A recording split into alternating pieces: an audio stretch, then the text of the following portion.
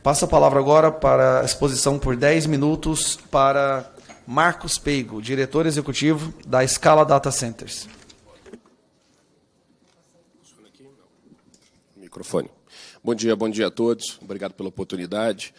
É um momento muito importante e feliz, depois de quase 30 anos de carreira no setor de tecnologia, dos quais 25 dedicados ao empreendedorismo, participar de um momento que eu acho que é único para o país, e acho que a minha geração de empresários e empreendedores, essa legislatura e esse governo tem a oportunidade de mudar o destino do país a partir desse PL, com outras medidas que são necessárias, habilitando que a gente possa explorar uma vocação de provimento de infraestrutura que é ímpar hoje no mercado, quando a gente considera a disponibilidade no Brasil de energia renovável, matriz energética limpa, transmissão e distribuição disponíveis, e o momento em que o grande consumo de data center é demandado pela evolução da inteligência artificial. Eu pedi para os nossos colegas deixarem rodando um vídeo ali, porque tem algumas imagens que são importantes, menos, não é marketing não, é só para conseguir dar um pouco de tangibilidade ao que a gente está falando no investimento de infraestrutura, e aí eu conecto com o PL. Quando a gente olha e observa o PL, baseado na experiência que temos, no contato com investidores, somos uma empresa fundada no Brasil, fundei a companhia com alguns colegas em abril de 2020, em 5 anos a gente construiu o que vocês podem ver ali no vídeo, algumas imagens do Campus Tamboré, inclusive todos aqui estão convidados a se juntar à frente parlamentar, que vai fazer uma visita técnica no Campus de Tamboré no dia 18 de setembro. Esse é o maior campus da América Latina, um dos maiores campos do mundo, hoje entre os 10 ou 12 maiores campos do mundo. Naquelas imagens que vocês vão ver ali de um conjunto de prédios em São Paulo, quando plenamente desenvolvidos, a gente conseguiria rodar capacidade de data center que tem um consumo equivalente a toda a grande Brasília, em uma área de menos de 200 mil metros quadrados. Esse advento dessa demanda de consumo vem da inteligência artificial e abre aqui a vocação.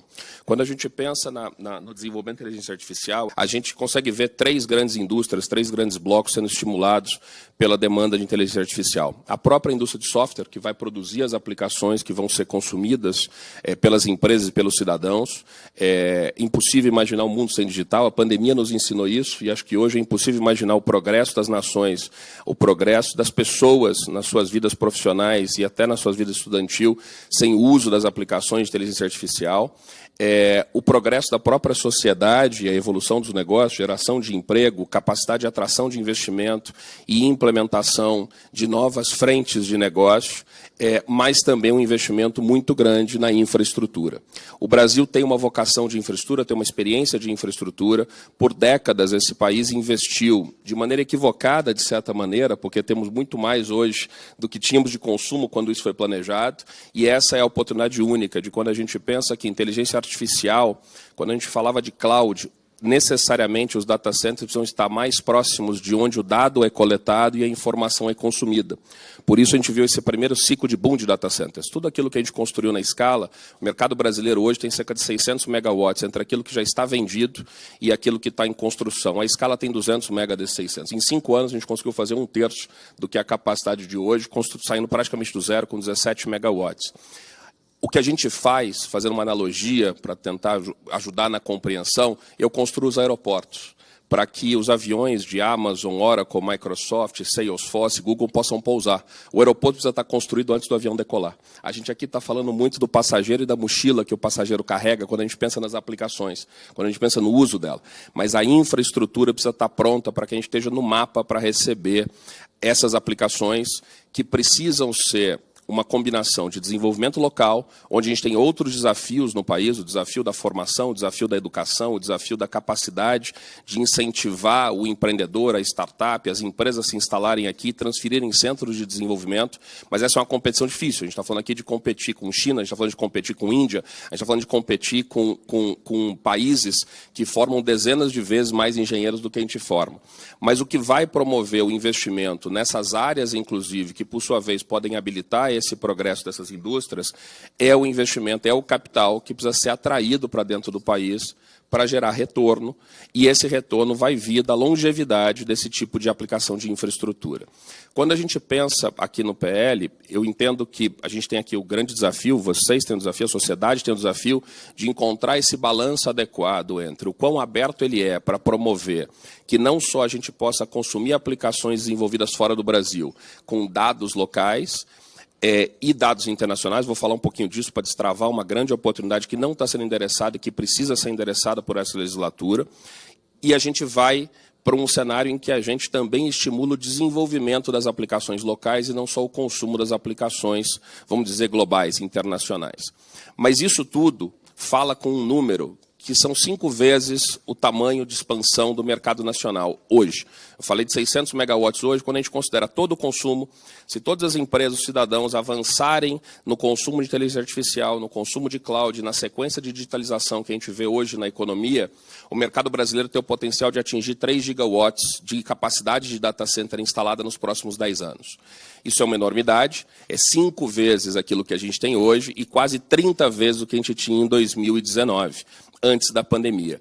Mas quando a gente pensa na vocação do país de também poder ser um hub global para processamento de inteligência artificial, lembra que eu comentei que data centers de cloud, as aplicações de baixa latência, requerem data centers muito próximos do consumo. Quando a gente fala em inteligência artificial, a gente consegue dividir essas cargas em 2 grandes grupos. O grupo do treinamento, o tal do machine learning, o training, em que você cria os modelos e treina os modelos com uma massa muito grande de dados, são grandes concentrações de processamento. E você tem o grupo da inferência, onde esses modelos que foram criados, é como você mandar o seu filho para a universidade, ou você foi para a universidade, você se forma no sul do país, mas vai trabalhar no norte. O conhecimento que você aprendeu na faculdade foi o treinamento. A aplicação prática no dia a dia na empresa que você trabalha é a inferência. Então, o treinamento pode estar em qualquer lugar do mundo, o que abre para o Brasil a possibilidade de ser um ator global dentro desse cenário, num momento extremamente oportuno, mas que é limitado no tempo. Neste momento, nós temos mais energia disponível do que o mundo. Os Estados Unidos têm um buraco hoje, um gap na sua demanda local de mais de 14 gigawatts de energia já solicitadas para conexão, que não podem ser endereçadas, enquanto o Brasil tem uma oferta excedente de quase 12 gigawatts na transmissão já instalada e cerca de 6 gigawatts em geração de energia limpa que não tem cliente para consumir com a economia atual. Só nós temos um outro problema para endereçar, que é o problema de uma ruptura no sistema de geração de energia elétrica e renovável. Ou seja, o Brasil está sentado numa matriz energética limpa. 49% das empresas da Fortune 500 americanas têm compromissos públicos de sustentabilidade. Essas 49 empresas representam 70% do consumo de infraestrutura de data center nos Estados Unidos. Ora, a matriz americana é de 25% renovável. Como é que você coloca 70% da carga e encaixa em 25%? Então, esse é um tema que não está sendo trabalhado ainda e que uma das nossas recomendações é que ele venha para dentro desse PL, seja trabalhado, em que a gente trabalha junto da privacidade dos dados, dos direitos individuais que já estão sendo endereçados nessa discussão, que a gente acrescente aqui a possibilidade da privacidade de dados para os dados não residentes, para que eles possam ser processados dentro da nossa infraestrutura, na infraestrutura do Brasil, consumindo energia que já está disponível e habilitando um progresso pela atração de investimento e geração de empregos muito relevante. Para colocar números nessa conversa, eu falei para vocês que a gente vai de 600 megawatts para 3 gigawatts com o consumo local de data center, misturando cloud e AI. Quando a gente habilita e olha do ponto de vista técnico os perfis de cargas dos Estados Unidos que poderiam rodar no Brasil, a gente consegue colocar mais 10 gigawatts nessa conta.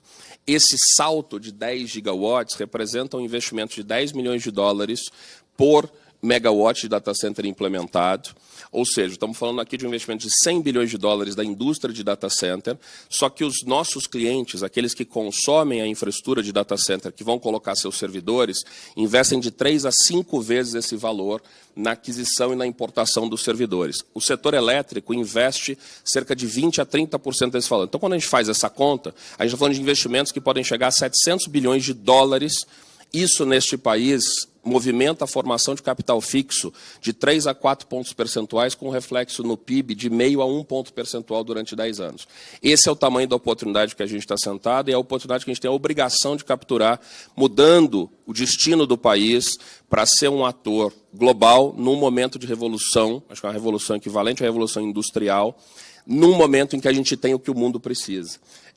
E aí, esta conversa, ela toca na privacidade dos dados internacionais e na competitividade. Acho que o Igor vai ter a oportunidade de participar aqui na sequência, para concluir a minha fala. Trazer e atrair investimentos de infraestrutura de data center não é só sobre o PL 2338, é também sobre competitividade. O Brasil hoje, com a escala que já temos na indústria de data center, consegue entregar a capacidade de data center para clientes internacionais, como os hyperscales, alguns que estão aqui, no mesmo preço que a gente tem nos Estados Unidos. Mas quando os servidores deles são importados, a alíquota de impostos que temos de importação federais e estaduais atinge até 58%, o que deixa a gente mais caro que a Tailândia. A gente está fora do jogo dessa forma. Então, uma vez resolvida a competitividade, a gente consegue explorar dos 600 para os 3 GB, parando de importar serviços de cloud, que hoje ainda representam 60% do consumo de nuvem no Brasil, é importado, e a gente consegue, com a privacidade do dado não residente, cidadãos e empresas, explorar 10 gigawatts de crescimento e mudar a história desse país. No tema da competitividade, é importante, como eu falei, esse é um projeto de nação. Nesse projeto de nação, os estados precisam se entender, se apoiar e se juntar num projeto de nação. O tema da competitividade, que já está sendo bem endereçado pelo Redata, ele não endereça aquele número 100% no imposto federal. A gente também tem um desdobramento do imposto estadual. Foi apresentado um projeto de substituição no CONFAS pelo Estado do Rio Grande do Sul, acho que foi fevereiro ou março, que teve um veto do Estado do Ceará, agora recentemente, e com isso, mesmo que o Redata entre em produção, a gente ainda continua mais caro do que os mercados que competem por conta do imposto estadual. Então, ou seja, todos os estados chegaram a essa conclusão, então é importante que também os estados que aqui estão representados pelo parlamento entendam que este é um projeto que beneficia a todos. E aí, como um exemplo muito intenso, muito contundente disso, os Estados Unidos, em 2019, pré-pandemia, tinham 15 estados com data centers de cloud, grandes data centers de cloud, apenas 15 estados, com uma concentração de quase 80% das cargas em 8 estados. Hoje, os Estados Unidos têm data center de inteligência artificial em 51 estados. O que eu quero chegar aqui? Tem espaço para todo mundo. Na geração de energia, na criação de empregos, no desenvolvimento de centros de treinamento, de centros de desenvolvimento de aplicação de AI, na implantação de data centers, na geração de energia sustentável. Esse é um ponto super importante. Um segundo ponto, Igor, é que você falou que sustentabilidade é uma estratégia para esse país. Ela é uma estratégia, mas é uma estratégia que pode sim virar uma obrigação que se paga. A gente, quando lançou a companhia, tinha um mercado que tinha só 30% do consumo de data center de fontes sustentáveis. A gente tomou a decisão de que a escala ia ser 100% sustentável e não ia crescer. Por isso não fomos para o México, por exemplo, com grande volume. A Scala foi a primeira empresa da América Latina 100% de energia sustentável e a primeira nas Américas a ter certificado de neutralidade em carbono. Nunca perdemos um contrato porque custou mais caro, ao contrário, ganhamos muitos contratos. Então essa é uma obrigação que sim tem que ser imposta porque ela está provada que economicamente é viável e é isso que a gente tem que levar para o mundo. Ou seja, o Brasil é infraestrutura sustentável para o mundo. Muitos falaram que a Amazônia era o pulmão do mundo, o Brasil pode ser o coração da indústria de data center com essa infraestrutura sustentável. E por fim, deputado, só porque a gente é uma empresa sustentável, eu não trouxe impresso, mas a gente tem um conjunto de recomendações que a gente vai mandar por meio eletrônico, que estão prontas, inclusive a nossa sugestão de como tratar a LGPD e incorporar ela aqui de tal forma a permitir o dado não residente, o que destravaria esse caminhão de oportunidade. Continuando agora, passando a palavra por 3 minutos para Marcos Peigo. Deputada, vou cometer em delicadeza de falar de costas também. Primeiro, parabenizar você. As bases daquilo que você fez na Prefeitura de Fortaleza atraem investimentos até hoje, inclusive os nossos. A gente anunciou há 2 anos atrás, iniciamos as obras, um investimento de quase 230 milhões de dólares na cidade de Fortaleza, com o maior data center da região de Fortaleza, em construção hoje, é aquele da Scala ali na Praia do Futuro, exatamente com essa visão de que Fortaleza é um grande hub de conectividade, que vai distribuir conexão e conectividade para o Brasil. Em relação ao teu ponto sobre como é que a gente faz esse balanço, me preocupa muito só que a gente não caia no erro, que pode ser fatal diante da oportunidade que a gente tem, de que a gente trate isso numa escala de preto e branco e não na escala de cinza. A busca pela soberania, a busca pela independência não pode ser refletida no isolamento do mundo.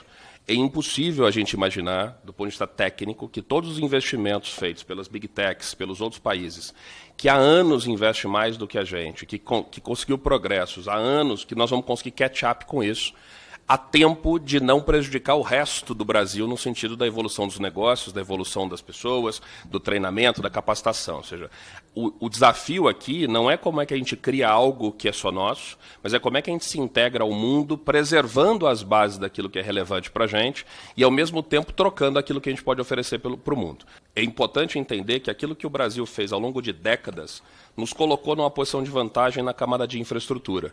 E aquilo que o Brasil não fez durante décadas nos coloca numa posição de desvantagem na camada da aplicação. Importante, nós precisamos das aplicações, as prontas, enquanto temos tempo de desenvolver as nossas e fomentar essa indústria. O mundo precisa da infraestrutura que temos. Então, nada melhor aqui do que a boa negociação em que a troca é feita para que a gente possa garantir os nossos interesses e atingir os nossos objetivos, enquanto a gente tem algo que é interesse do mundo. E aí é importante, e aqui eu complemento para encerrar, o senso de urgência. Esse ativo que a gente tem, essa grande commodity chamada energia, ela tem hoje um valor extremo. O mundo precisa hoje, porque o mundo não se preparou para a infraestrutura necessária para os data centers. O volume de dinheiro sendo investido é massivo nos Estados Unidos, e nós somos aqui nesse aspecto, e vou usar uma frase que eu sei que vamos jogar perto, nós podemos ser o quintal dos Estados Unidos para a sobra de capacidade, para a sobra de demanda deles, que não pode ser atendida lá. Isso não interfere na nossa soberania, isso não interfere na nossa capacidade de consumir energia para outras finalidades e etc. Há hoje um buraco de demanda que pode ser atendido pelo Brasil. Esse ativo perde valor a cada dia, porque a cada dia investimentos estão sendo feitos em outras partes do mundo, no Oriente Médio, na Austrália, na Índia, no próprio Estados Unidos, com reatores nucleares portáteis, com usinas de geração a gás, em que o problema da urgência da energia lá fora vai diminuindo, até um ponto em que essa commodity que temos hoje, que tem um valor extremo, ela vai cair de valor. E aí a gente perde a capacidade de fazer esse trade-off, em que a gente pode ter a obrigação imposta a essas companhias em troca do que elas precisam da gente, para que a gente encontre esse equilíbrio em que o desenvolvimento das nossas próprias capacidades tecnológicas seja fomentado pelos investimentos feitos por essas companhias, mas é impossível a gente admitir, seria de extrema inocência e presunção admitir que o país consegue recuperar 10, 20, 30, 40 anos de desenvolvimento tecnológico em 2 ou 3. Se esse for o caminho que o país vai seguir, a gente vai ficar ilhado do mundo, e num ilhado de mundo que vai afetar todos os cidadãos e todas as indústrias, porque é impossível imaginar hoje um mundo sem digital, e é impossível imaginar um mundo que no digital está sem inteligência artificial. Acho que esse, para mim, é o maior apelo que eu posso fazer aqui para a sobriedade dessa discussão, é que a gente busque o equilíbrio. Esse equilíbrio parte de uma premissa muito clara de entender quais são as nossas fortalezas, quais são as nossas fraquezas, jogar bem com as nossas fortalezas em troca de cobrir as nossas fraquezas. Eu acho que aqui o grande desafio é esse. Não dá para olhar para as Big Techs como vilão. Não são vilões essa história. São fomentadores de um investimento massivo que habilita a tecnologia. Quando a gente pensa nos empregos de inteligência artificial, é como imaginar, se a gente voltar no tempo, nas várias revoluções, quantos empregos foram perdidos com a adoção dos computadores que estão aqui na nossa frente? Quantos outros foram criados? Quantos empregos foram perdidos com a adoção da telefonia móvel? Quantos outros foram criados? Essa é mais uma revolução como outras tecnológicas que já vimos até então. E o que cabe ao país é investir é a receita de sempre. É investir em educação, é investir na atração de investimentos, é garantir a geração de divisas que vai permitir o investimento para cobrir os gaps que temos. Mas essa é uma jornada longa. Mas a urgência que temos agora para nos aproveitarmos de uma oportunidade que ao longo de décadas construímos, que foi a oportunidade da infraestrutura, essa é premente. Enquanto conversamos aqui, há um buraco nos Estados Unidos só para o ano de 2026 de 1,8 gigawatts, que todas as Big Techs estão procurando essa capacidade e não encontram. O Brasil tem essa capacidade. Esse buraco cresce para 3 gigawatts em 2027. O Brasil tem essa capacidade. Daqui 3 anos, não tem mais buraco. Hoje o buraco é só para 2026 e 2027. Daí a urgência do Redata, Igor, já prometido, conversado e discutido, e até hoje não vimos, só ouvimos falar. Importante que possamos ver, importante que os estados se unam na questão do ICM para que a gente não perca a oportunidade. Só a minha empresa, nesse momento, tem um pipeline de 1 gigawatt pendente de assinatura. 1 gigawatt são investimentos do meu lado de 10 bilhões de dólares, do meu lado, mais aqueles múltiplos de 3 a 5 vezes que estão pendentes do Redata, mais a questão do Estado endereçado. Não é mais uma questão se pode ser no Brasil ou não, não é mais uma questão se a legislação do Brasil é adequada ou não é. A necessidade lá é tão premente agora que todas as discussões que nós ouvimos serem usadas de desculpa pelos próprios clientes e off-takers em não tomar a capacidade aqui, em relação à insegurança jurídica e etc., tudo isso está sendo deixado de lado, porque agora a necessidade é mais urgente. E por que essa necessidade é tão urgente? Porque a inteligência artificial é uma questão de geopolítica hoje. Se não forem desenvolvidos os projetos que estão hoje na pauta das empresas americanas, vão perder esses projetos para outras nações. Então o interesse é dobrado. Então, se há um momento de negociar quais são as nossas bases fortes, em troca daquilo que precisamos para cobrir o gap, mas com isso trazendo investimentos bilionários ou trilionários para o país, a hora é agora e a cada dia que passa a gente perde um pouco do valor dessa commodity que temos. Obrigado.